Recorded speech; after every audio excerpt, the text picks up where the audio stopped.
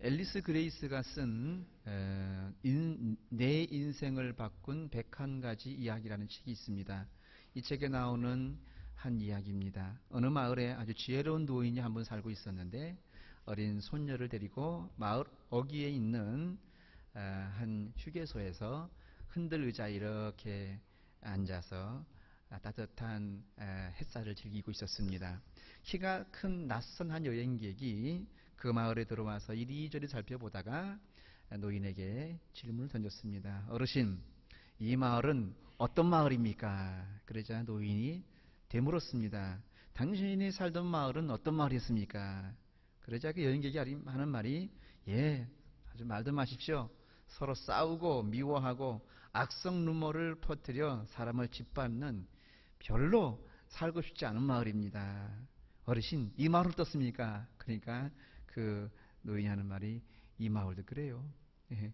이 마을도 서로 싸우고 헐뜯고 미워하고 악성 루머를 퍼뜨려 사람을 못 살게 하는 살기 안 좋은 마을입니다. 그러는 거예요. 그 여행객이 떠나고 조금 있다가 또 어떤 여행객이 또 그 마을로 차를 몰고 들어왔습니다. 역시 이곳저곳 살피다가 또 노인께 묻는 것입니다. 어르신, 이 마을은 어떤 마을입니까? 또 노인이 물어요. 당신이 살던 마을은 어떤 마을이었습니까? 아, 예, 아주 화목하고 사랑하면서 웬만한 허물은 덮어주고 용서하며 따뜻한 사랑이 있는 행복한 마을이었습니다. 정말 떠나기 싫었지만은 직장 때문에 어쩔 수 없이 이곳으로 이사 오게 되었네요. 어르신, 이 마을은 어떤 마을입니까? 그러자 그 노인 대답하기를, 예, 이 마을 사람들이 얼마나 마음이 따뜻하고 그리고 서로 허물을 덮어주고 그리고 행복한 마을인지 모릅니다. 잘하셨습니다. 그러더라는 거예요. 옆에서 가만히 듣고 있던 어린 손녀가, 할아버지, 왜 첫 번째 사람에게는 이 마을이 고약한 마을이라고 소개해 주시고 두 번째 사람에게는 이 마을이 살기 좋은 마을이라고 소개해 주세요? 라고 물었어요. 그러자 할아버지가 이렇게 손녀 얼굴을 쳐다보면서 말했습니다. 사람은 어디를 가든지 자기 마음을 가지고 다니는데 그 마음이 살기 좋은 곳을 만들기도 하고 그 마음이 고약한 곳을 만들기도 한단다. 그렇게 대답해 줬다는 것입니다. 아멘. 참 그 노인의 말이 참 가슴에 울리는 것 같습니다. 여러분은 어떤 마음을 가지고 이 동네에 이사 오셨습니까? 그리고 그 마음 가지고 이 동네를 어떻게 만들어가고 있습니까? 또 어떤 마음을 가지고 예수 중앙교회에 오셨습니까? 그리고 그 마음 가지고 예수 중앙교회를 어떻게 만들어가고 있습니까?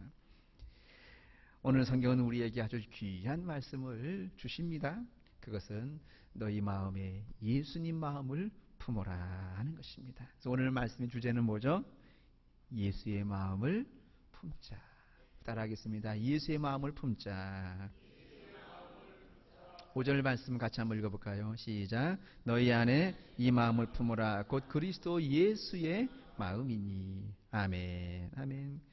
오늘 본문은 예수 그리스도를 소개하면서 너희 마음에도 예수님 마음을 품어라 이렇게 소개합니다. 왜냐하면 모든 문제의 원인이 자신이 품고 있는 마음에 달려있기 때문입니다. 모든 갈등의 원인이 어떤 마음을 품고 있느냐에 달려있기 때문이죠. 우리가 예수의 마음을 품고 살면 내가 사는 마을이, 내가 속한 가정이, 내가 섬기는 교회가 천국이 될 것입니다. 할렐루야. 그러면 예수님 마음이 어떤 마음입니까? 오늘 말씀은 예수님 마음을 소개하고 있습니다. 세상의 다른 종교와 차별이 되는 기독교만의 신관, 하나님에 대한 시각이 있습니다. 성경에서 말하는 하나님은 어떤 하나님인가? 성경에서 말하는 하나님은 천지 만물을 창조하신 능력이고 그리고 높으신 능력의 하나님이시지만은 아주 작은 자가 되시고 낮고 천한 자리로 내려오신 낮아지신 하나님이라고 소개하고 있습니다. 이것을 가리켜서 예수 그리스도께서 인간의 몸을 입고 이 땅에 태어나신 성육신이라고 말하죠. 사도 바울은 오늘 빌립보서 2장에서 예수님을 소개하는데 예수님을 소개하는 단어 가운데 두 가지 단어가 키워드로 등장하고 있습니다. 하나는 당신을 낮추시고 또 하나는 하나님이 그를 높이셨다. 참 두 가지 상반된 단어입니다. 낮아졌다, 높아졌다 하는 것인데요. 예수님은 당신을 낮추셨고 하나님은 그 예수님을 높이셨다. 이것이 예수님에 대한 소개의 두 가지 키워드입니다. 자, 우리 한번 8절 말씀을 읽겠습니다. 시작. 사람의 모양으로 나타나사 자기를 낮추시고 죽기까지 복종하셨으니 그 십자가에 죽심이라. 여기 8절 말씀에서 자기를 낮추셨다라고 하는 단어가 나오죠. 그 다음 9절 한번 읽어보겠습니다. 시작. 그러므로 하나님이 그를 지극히 높여 모든 이름 위에 뛰어난 이름을 주셨다. 하나님이 그를 지극히 높였다는 것입니다. 이 말씀 두 문장을 한 문장으로 만들면 예수님은 당신 스스로를 낮추시더니 하나님이 그 예수님을 지극히 높이셨다. 이렇게 그 문장을 정리할 수가 있겠습니다. 얼마나 높이셨습니까? 모든 이름 위에 뛰어난 이름을 주시고 모든 그분의 발 앞에 모두가 무릎을 꿇고 내 주님이라고 고백하게 만들어 주셨다는 것입니다. 그 모든 무릎이 그분 앞에 무릎을 꿇습니다. 그리고 모든 피조물이 그분을 내 주님이라고 고백하고 있습니다. 자기를 낮추셨더니 하나님이 그렇게 그분을 높이시더라는 것입니다. 여기에 위대한 역설이 있습니다. 스스로를 낮추더니 하나님이 높여주시더라. 그러므로 우리가 진정으로 높아지는 비결은요, 먼저 낮아지는 것입니다. 낮아지면 낮아질수록 하나님이 높여주십니다. 할렐루야. 그런데 인간의 모든 갈등의 문제 원인이 무엇입니까? 스스로 지가 자기를 높이려고 하는데 문제가 있는 것입니다.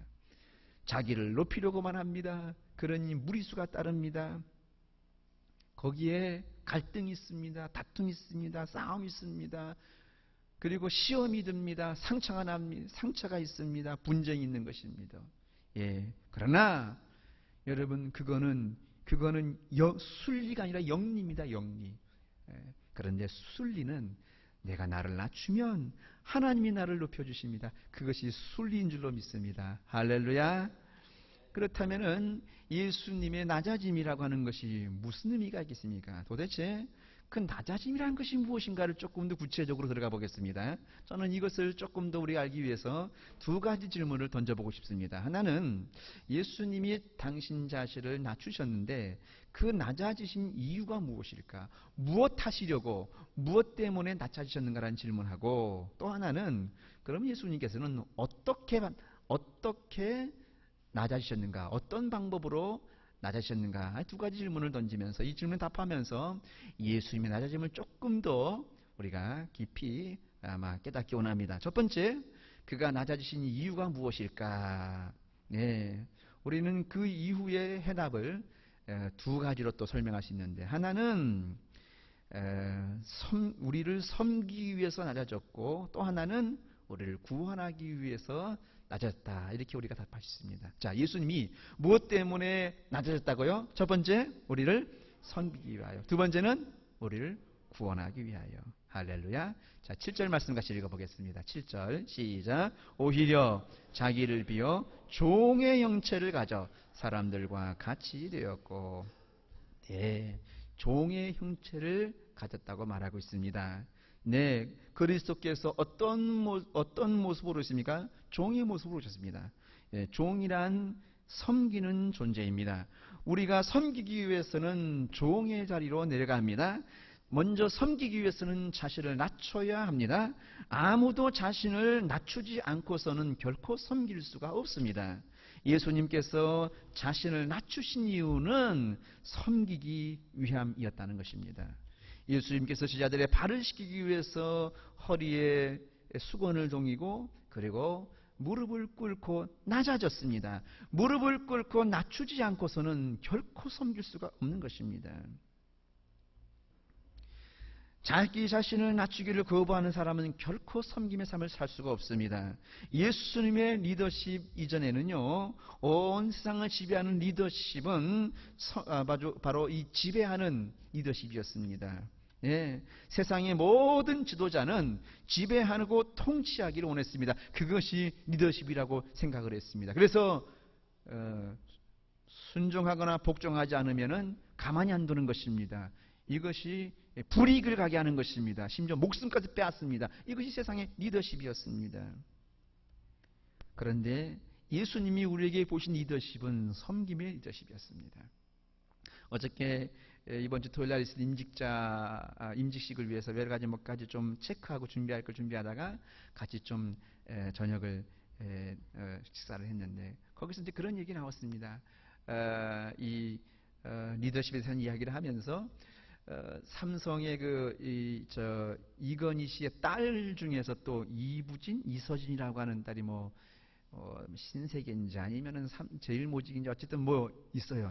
근데 그분이 얼마나 그냥 꼬짱꼬짱한지 새파랗게 젊은 여자가 아버지 뻘 되는 부회장 이런 사람들이 결제서를 이렇게 갖다 주면은요 째려보면서 이 따위로 해가지고 그 월급 받고 지금 그게 할 짓이요? 이렇게 하면서 탁 던져버리고 그런데요. 그냥 거기 앞에 쓰면은 벌벌 떤다는 거예요.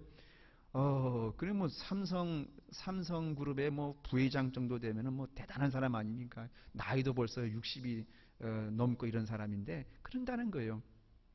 그래서 여러분 근데 그런 리더십이 통한다는 거예요, 세상에는. 예. 그런데요.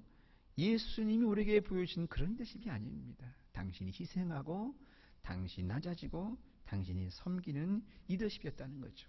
세상의 그러한 리더십은요 사람 마음을 변화시키지 못합니다.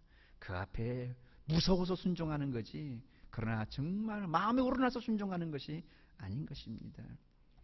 그러나 예수님께서 보여주신 리더십은 세상을 창조하신 창조주가 자신을 낮추시고 그리고 복종하신 것입니다. 그런데요 당장은 볼 때는요 예수님의 리더십 효과가 별로 없는 것 같아 보입니다. 왜냐 그러면은 예수님의 리더십은요 사실은 세상적인 시각으로 볼 때는 실패했습니다. 왜요? 자 12명의 제자를 3년이나 훈련시켰는데 결과가 뭡니까? 한 명은 예수님 팔아먹고 배신하고 가룟 유다만 배신했겠습니까? 다 예수님이 진짜 어려운 십자가 진을 어려운 데 빠지니까 전부 다 내몰라라고 도망갑니다. 베드로는 3번이나 부인합니다. 여러분 그렇게 부인한 것이 말이죠. 베드로가 악해서 부인한 것이 아니라 약해서 부인한 것입니다. 자기 살려고. 여러분 그런 의미에서 말이죠. 예수님의 리더십은 실패했습니다. 다 예수님 충성하는 것이 아니라 다 떠나가지 않습니까? 사도 바울도 마찬가지죠. 사도 바울도 말이죠. 다메섹에서 예수님 만나기 전까지는 정말로 이건희 못지않게 아주 깐깐한 사람이었습니다. 그런데 말이죠. 예수님 만나고 나서 예수님 닮면서부터는 사람들이 사도 바울 하나둘 떠나가고 사도 바울이 지난 살펴봤지만은요 몇 주 전에 살펴봤지만 디모데후서에 사도 바울이 디도는 세상을 사랑해서 나를 버리고 떠났고 그 다음에 또 여러 가지 사람들 다 떠났습니다. 단지 누가만 나와 함께 남아있다 이렇게 말하지 않습니까? 누가 남아 주치이기 때문에 사도 바울 주치이기 때문에 떠나지 못한 것 같습니다. 여러분 그랬습니다. 그러면 예수님의 리더십이 실패했습니까? 사도 바울의 리더십이 실패했습니까? 아닙니다. 그 당시는 실패한 것 보이지만은 결국은 그런 섬김을 통해서 사람을 바꾸고 세상을 바꾸게 된 줄로 믿습니다. 그 예수 그리스도의 섬김이 지금 이렇게까지 기독교가 여기까지 오게 된 줄로 믿습니다. 할렐루야. 아멘. 여러분 너무 세상 사람의 리더십을 쫓아가지 마십시오. 당장은 벌벌 떨면서 효과가 있을지 모르지만은 여러분 그거 사람 변화된 것 아닙니다. 오늘 보면 예수님을 소개하시면서 예수님 어떤 분이십니까? 하나님과 동등하신 분이라고 말씀하시지만은 그렇게 하나님처럼 높으신 분이 자기를 낮추시고 종의 모습으로 내려오신 것입니다. 하나님만큼 높으신 분이 자기를 낮추시고 종으로 오셔서 섬기셨다면은 저와 여러분들이 다른 사람을 섬기지 못할 이유가 무엇이 있겠습니까? 여러분 기억하십시오. 우리가 섬기기 시작하는 순간 사람의 마음은 변화되기 시작합니다. 세상이 변화되기 시작합니다. 주님께서 왜 자신을 낮추셨습니까? 섬김만으로 사람을 변화시킬 수 있기 때문입니다. 이것은 마치 나그네의 외투를 벗기는 그런 바람과 해와의 대결과도 같습니다. 바람은 자신했습니다. 내가 바람을 샥 불면은, 태풍을 불면은 저 외투를 벗길 수 있겠다 생각했습니다. 그러나 아무리 바람의 세기를 강도를 높여도 외투는 벗기지 못했습니다. 왜요? 그 외투를 더 나그네가 꽉 쥐고 있기 때문입니다. 그런데 말이죠, 이제 이번에는 해가 나서서 내가 한번 벗겨보지. 그래서 따뜻한 햇빛을 쬐어주니까 스스로 나그네가 그 외투를 벗더라는 것입니다. 할렐루야. 여러분, 세상을 변화시키고 사람을 변화시키는 것은 사랑과 섬김이지 질타와 비판이 아닌 것입니다. 예수님께서 왜 당신 자신을 낮추셨습니까? 섬기기 위함이었습니다. 두 번째, 예수님께서 왜 자신을 낮추셨습니까? 왜라고요? 네, 그렇죠. 아까 말씀드렸죠. 제가 우리를 구원하시기 위함이었다는 것입니다. 예수님께서 자신을 낮추신 것은 단순히 도덕적이고 윤리적인 차원의 겸손이 아닙니다. 그것은 우리를 구원하기 위함이었다는 말씀인 것입니다. 마가복음 10장 45절 말씀에는 인자가 온 것은 섬김을 받으려 함이 아니라 도리어 섬기려 하고 자기 목숨을 많은 사람의 대속물로 주려 함이라. 할렐루야. 여러분, 예수님께서 섬김을 받으려 온 것이 아니라 섬기려고 오셨고, 또 그 섬김의 절정은 결국은 많은 사람을 구원하기 위해서 당신의 생명을 대속물로 내어주려고 왔다는 것입니다.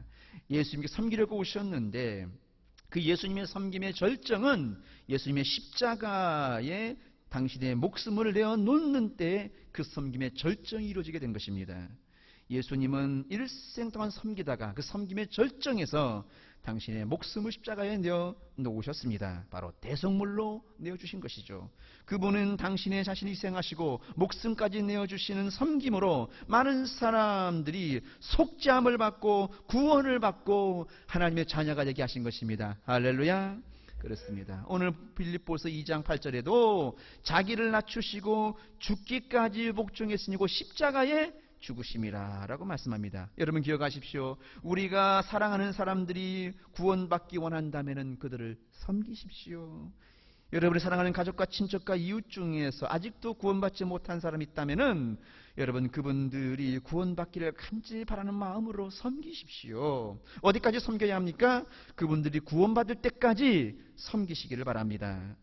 여러분 어떤 의미에서 여러분 가족 가운데 아직까지 구원받지 못한 사람이 있다면 여러분이 그분들을 향한 섬김에 아직 분량이 채워지지 못했다라고 생각하시길 바랍니다. 더 섬기십시오. 구원받을 때까지 섬기십시오. 복음은 섬김을 통해서 흘러들어가는 것입니다. 그래서 어떤 분이 이렇게 말합니다. 그리스도인일의 예수 믿는 사람들의 섬김이란 마치 세례 요한의 광야에 외치는 소리와 같다 그랬습니다. 광야에 외치는 소리가 무엇이었습니까? 그 소리로 말미암아 주의 길을 예비하라, 그의 첩경을 평탄케 하라 그랬습니다. 여러분 우리가 섬긴다고 세상이 저절로 구원받는 것은 아니지만은 우리가 섬기면 세상은 예수 그리스도의 그 복음을 받아들일 수 있도록 그 마음의 길이 마음의 문이 열리는 것입니다. 그 주의 길이 여러분 예비되고 그의 첩경이 평탄케 되는 것입니다. 우리나라에 처음 복음이 들어왔을 때 어떻게 조선 사람들의 마음의 문이 열릴 수가 있었습니까? 선교사들이 열심히 섬기고 희생했기 때문입니다. 여러분 한번 양화진이라고 하죠. 예. 여러분 양화대교 건너면에 있는 바로 그 양화진의 선교사들의 묘지를 한번 방문해 보십시오. 거기 가면은 잘 안내해 줍니다. 거기서 그들이 어떻게 섬기다가 조선 땅에 들어와서 희생하며 세상을 떠났는지 그 섬김이 눈물 없이는 들을 수가 없는 감동이 참 많습니다. 여러분 얼마나 우리나라가 지금이야 세계 자랑할 만한 나라가 됐지만은 그 당시에 여러분 우리나라는 나라가 망할 때였습니다. 그리고 또 망했습니다.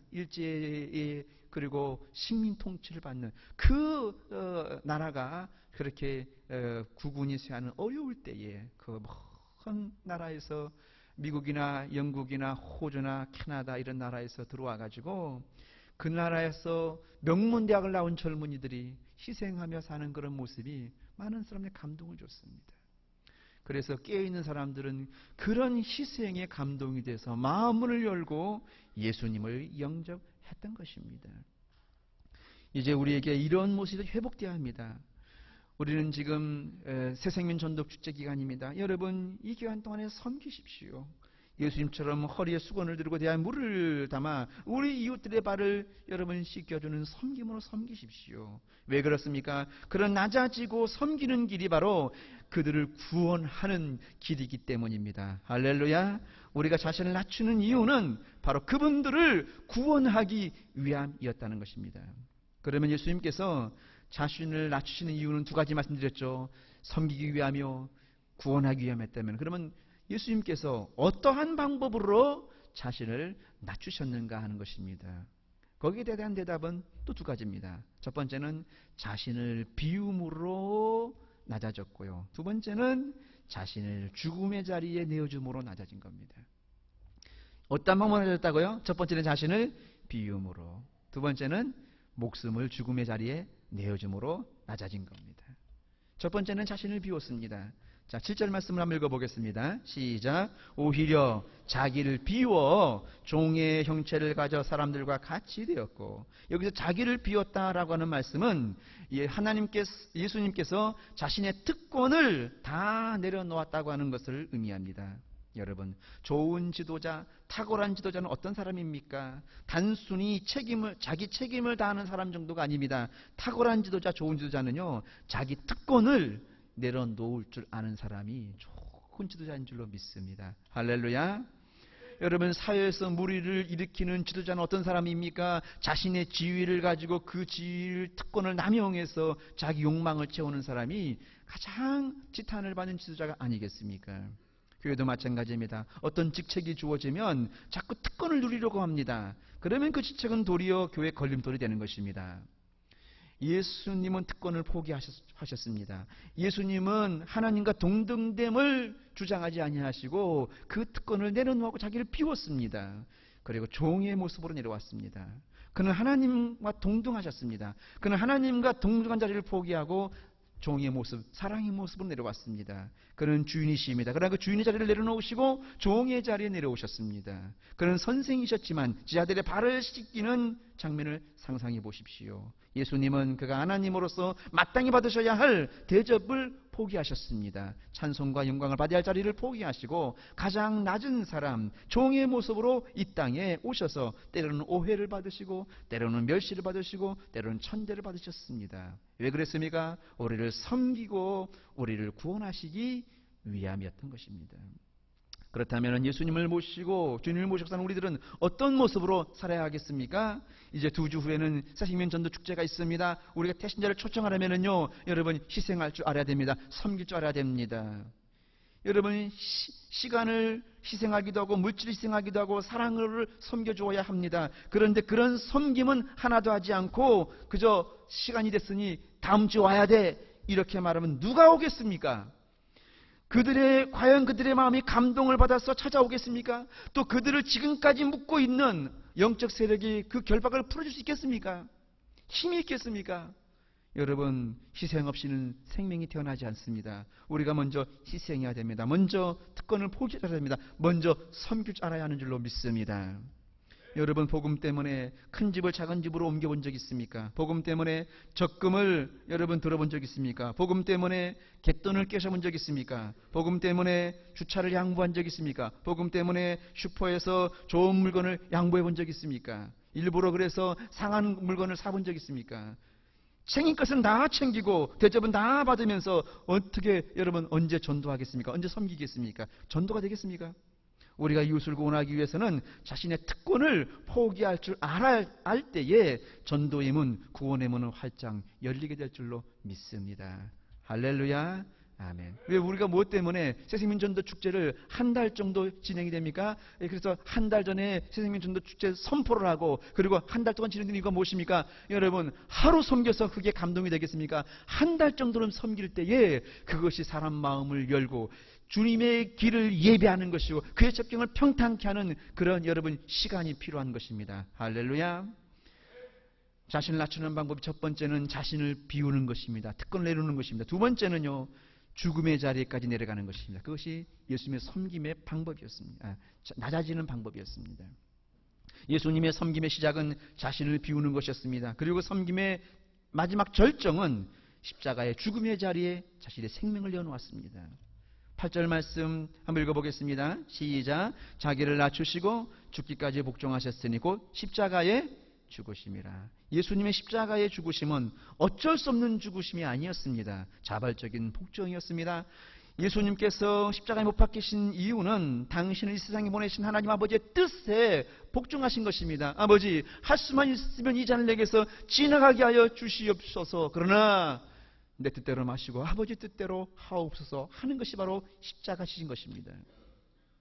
정말 수치스럽고 끔찍한 십자가를 지신 것은 그 희생의 피로 저와 여러분들이 죄의 저주에서 해방이 되고 하나님의 자녀가 되는 권세를 누리게 해주기 위해서 여러분 우리를 구원하기 위한 하나님의 뜻을, 아버지의 뜻을 예수님께서 하기 싫지만 정말 피하고 싶지만 순종한 것입니다. 그것이 십자가입니다.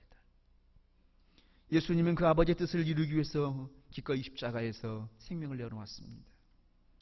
여러분 우리 어떻습니까? 이웃을 구원하기 위해서 자신의 특권을 포기하고 부끄러운 십자가에 여러분 자신을 매달아 본 적 있습니까? 그렇다고 정말 예수님처럼 십자가에 여러분 십자가 되고 망치는 못 박으면 안 됩니다. 그거 위험합니다. 이 필리핀에는요 어떤 동네는 필리핀 동네는요 고난절이 되면은 1년에 한 번씩 고난이 되면은 그 마을에 그 자원을 받아가지고 예수님 비슷한 나이의 남자 자원을 받아가지고 정말 예수님 십자가를 체험해보게 한답니다. 그 동네 잔치래요. 그 한번 해외 토픽에 제가 본 적이 있습니다. 그래가지고 그 청년 이제 한 사람이 선정이 되면은 그 청년이 이제 십자가를 지고 걸어가면은 뒤에서 진짜 막 채찍으로 때리고 막 피가 터지게 때리고 그 다음에 그 청년을 정말 나무에 못을 박는답니다. 여러분 십자가 나무에 못 박는다고 사람 죽지 않습니다.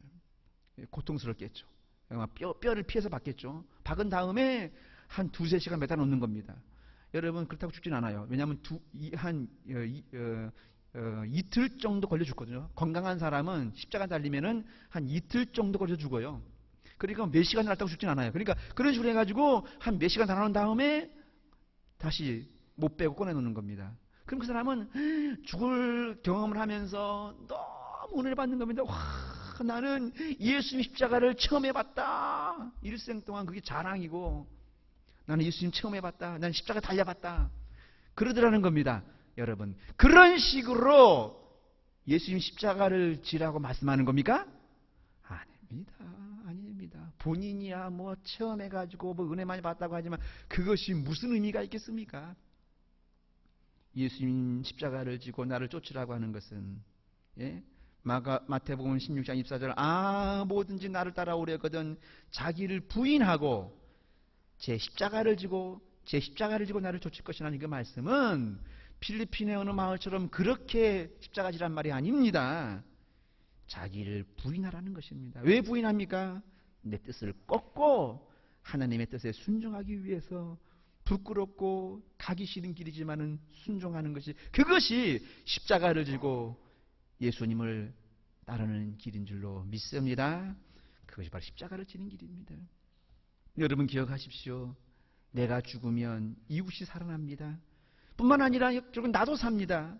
왜입니까? 하나님께서 예수님이 당신의 생명을 내어주고 죽을 때 내버려 두시고 모른 척 한 것이 아니라 그 예수님을 다시 무덤에서 일으켜 주시고 그리고 그뿐만 아니라 그분은 지극히 높여 모든 이름 위에 뛰어난 이름으로 높여 준 줄로 믿습니다.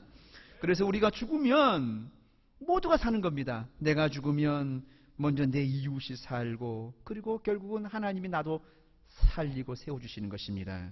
그래서 그런데 내가 죽지 않으면 이웃이 살지 못합니다. 그리고 나도 살지 못합니다. 다 죽는 거죠.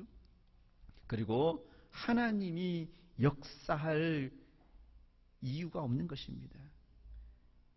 그런 신앙에는 하나님의 역사를 경험하지 못합니다. 그런 신앙은 죽은 신앙입니다. 우리가 나를 챙기고 내 이기심을 챙기고 내 특권을 챙기면 내 이웃이 살지 못합니다. 내가 죽어야 내 이웃이 삽니다. 나는 날마다 죽노라고 사도 바울은 고백했습니다. 이것은 위대한 역설이 안 좋습니다. 내가 날마다 죽는데 내가 사는 겁니다. 아니, 먼저 내가 날마다 죽음으로 내 이웃이 살고 내 곁에 사람이 살고 그리고 나도 사는 것입니다. 헨리 나우에는 미국 최고의 명문대학 하버드 대학에서 수십 년 동안 교수 생활했습니다. 그는 인생 최고의 자리까지 올라갔습니다. 그러나 갑자기 그는 그 하버드 대학의 교수 자리를 내어놓았습니다. 그리고 토론토 근교의 데이브레이크라는 작은 마을에 지체 장애인 공동체에 들어가서 지체 장애인 아이들을, 중증 장애인들을 섬기는 일을 했습니다. 특별히 그가 아담이라고 하는 중증 장애인을 섬기면서 많은 인생의 감동을 받고, 그리고 그가 거기서 쓴 많은 글들이 전 세계 베스트셀러가 돼서, 여러분, 기독교 서점에 가장 많은 책이 바로 이 헨리 나우엔의 책입니다. 예. 그는 그 공동체의 체험을 바탕으로 가장 아름다운 글을 쓰기 시작합니다. 감동을 되는 글을 쓰기 시작합니다. 그는 우리 시대의 수많은 사람들에게 진정한 영성의 삶, 진정한 가치 있는 삶, 그리고 고귀한 진정한 삶이 무엇인지를 일깨워주는 하나님의 사람으로 쓰임받은 것입니다. 그는 하나님을 위하여 자신의 모든 것을 버렸을 때에 하나님은 그를 다시 위대한 사람으로 세워주신 것입니다. 그는 자신의 생애 마지막 이런 글을 남기고 세상을 떠났습니다. 그리스도인의 리더십의 길은 세상이 시사하는 방향처럼 전업을 향하는 것이 아니라 십자가로 직결되는 저 낮은 곳을 향하는 움직임이다. 이 말은 매우 자조적으로 들릴지도 모르지만은 그리스도인의 첫사랑을 경험하고 그의 목소리를 청중하고 그분을 따르기로 결심한 사람들에게는 예수 따라가는 길이란 세상이 결코 알 수 없는 하나님의 평화와 기쁨을 향한 길이다. 이 길은 힘과 지배의 지도력이 아니라 하나님의 고난받는 종이신 예수가 보여주신 스스로를 비우고 스스로를 낮추시는 온유함과 겸손함의 길인 것이다. 바로 여기에 우리 모두가 그리워하고 찾고 있는 진정한 리더십의 미래가 열려 있는 것이다. 이런 글을 남겼습니다. 맞습니다. 참으로 높아지기를 구하는 사람은 자신을 낮추는 것을 배워야 합니다. 자신을 날마다 자신을 비우시고 낮추십시오. 우리가 낮아지는 순간 내 주변은 변화되고 세상은 새로워지게 됩니다. 그곳에 예수 그리스도의 십자가의 보혈이 다시 뜨겁게 흐르게 될 것입니다. 그곳에 구원의 꽃이 피게 될 것입니다. 그곳에 생명이 피어나게 될 것입니다. 그곳에 하나님의 역사가 일어나기 시작합니다. 그렇게 예수의 마음을 품을 때에 교회는 생명력이 넘치고 하나 되고 교회는 힘있게 성장할 수 있는 것입니다. 지금 빌립보 교회에 딱 하나의 문제가 있다면 바로 그 문제였습니다. 빌립보 교회에 유오디아와 순두개라는 두 사람이 있는데 이 사람이 교회에 가장 영향력 있는 사람들이었습니다. 이 두 사람이 교회를 결국 지금 힘들게 하고 있습니다. 왜요? 두 사람이 마음이 서로 하나 되지 못하는 앙숙입니다. 앙숙. 그래가지고 유오디아와 순두개는요, 유오디아가 무슨 자냐면 순두개가 니 혼자 해라. 그리고 비협조적입니다. 순두개가 무슨 자냐면 니 혼자 해라. 비협조적입니다. 그래서 마음이 나눠져 있습니다. 그것이 교회를 너무너무 힘들게 했던 것입니다. 그래서 4장 2절 말씀 뭐라고 말합니까? 빌립보 4장 2절 말씀, 내가 유오디아를 권하고 순두개를 권하노니 주 안에서 같은 마음을 품으라. 제발 같은 마음을 품으라 권하는 것입니다. 여러분, 사도 바울은 그래서 오늘 빌립보서 2장에서 해법을 제시하고 있는데 그 해법이 뭡니까? 예수 그리스도의 마음을 품으라는 것입니다. 예수 그리스도의 마음을 품으면 그 모든 문제는 해결이 되고, 그래서 마음이 하나가 되고 뜻이 하나가 되고, 그래서 서로 협력하는 건강한 교회가 될 수 있다는 것이죠. 자, 우리 한번 오늘 본문에 빌립보서 2장 1절에 4절까지 말씀을 같이 한번 읽어보겠습니다. 시작. 그러므로 그리스도 안에 무슨 권면이나 사랑에 무슨 위로나 성령의 무슨 교제나 긍휼이나 자비가 있거든 마음을 같이하여 같은 사랑을 가지고 뜻을 합하여 한 마음을 품어 아무 일에든지 다툼이나 허영을 하지 말고 오직 겸손한 마음으로 각각 자기보다 남을 낮게 여기고 각각 자기를 돌아볼 뿐더러 또한 각각 다른 사람들 일들을 돌아보아 나의 기쁨을 충만하게 하라. 아멘. 여기 보면은요, 이 빌립보 교회 안에 정말 서로 장려할 만한 좋은 일들이 있습니다. 무엇이 있습니까? 그리스도 안에 무슨 권면. 여러분, 그리스도 안에 권면이 좋은 일이에요, 나쁜 일이에요? 예? 분간이 안 돼요? 그리스도 안에 무슨 권면, 좋은 일이 나쁜 일이에요? 좋은 일이죠. 또 뭐가, 그 다음에 뭡니까? 그 다음에 뭐죠? 예. 사랑의 무슨 위로, 사랑이 무슨 위로, 좋은 일, 나쁜 일이에요? 사랑이 무슨 위로, 좋은 일이죠. 또 뭐가 있습니까? 성령의 무슨 교제, 좋은 일이 나쁜 일이에요? 좋은 일이죠. 성령의 무슨 교제. 그 다음에 긍휼이나 자비가 좋은 일이 나쁜 일이에요? 좋은 일이죠. 긍휼과 자비도 좋은 겁니다. 이렇게 말이죠. 그리스도 안에 무슨 권면이나 성령의 무슨 위로나 사랑이 무슨 위로나 성령의 무슨 교제나 긍휼이나 자비가 이것조차도 2절 말씀 마음을 같이하여 같은 사랑을 가지고 뜻을 합하여 한 마음을 품지 않으면 3절의 모습처럼 다툼이나 허영으로 변질될 수 있다는 것입니다. 2절 말씀을 빼버리면 그리스도의 마음을 품고 마음을 같이하여 같은 사랑을 가지고 뜻을 합하여 한 마음을 품지 않으면 1절에 권면이나 위로나 교제나 긍휼이나 자비조차도 허영이나 다툼으로 변질될 수 있다는 것입니다.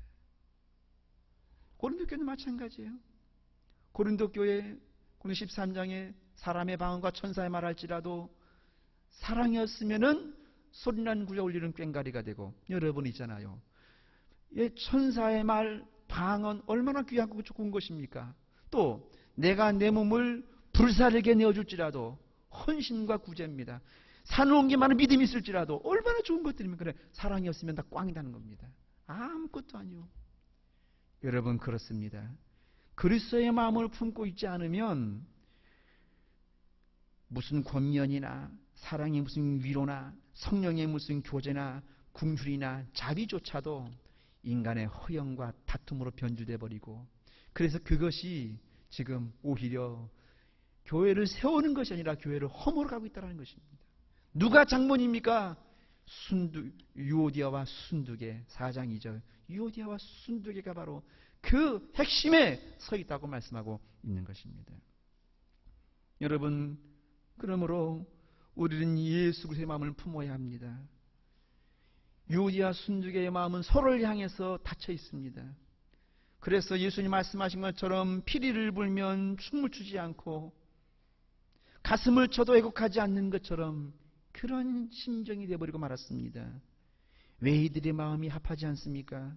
마음이 돌처럼 굳어있기 때문입니다. 마음에 쓴뿌리 가득하기 때문입니다. 마음에 사탄의 경관진이 지금 점점 더 견고해지고 있기 때문입니다. 이들의 마음을 열고 예수의 마음을 품기 시작하면은 마음에 굳은 살이 벗겨지고 옥토가 될 것입니다. 쓴뿌리가 뽑혀지고 사단의 경관진이 허물어지게 될 것이고, 그리고 성령의 충만함 속에서 서로 돕고 협력하고 화답하고 하나가 될 줄로 믿습니다. 함께 기쁜 일은 함께 기뻐할 줄 알고 슬퍼한 일은 함께 슬퍼할 줄 아는 그런 사람이 될 줄로 믿습니다. 이제 교회 창립 10주년 임지식이 이번에 토요일날 있습니다. 여러분 다 참석하시기 바랍니다. 다 참석하셔서 여러분 우리 형제 예수 가족 우리 형제 자매 같이 하는 이 임지식에 영광스러운 임지식입니다. 다 참석해서 함께 마음을 모으시고, 그래서 그것을 계기로 해서 교회가 든든히 건강에 세워져가는 그런 계기가 되기를 주님의 이름으로 축원합니다. 우리 같이 한번 찬양 드리기 원합니다. 오직 주의 사랑에 매여. 여러분 우리가 무엇을 할 때 주님의 사랑에 매여서 하시기 바랍니다.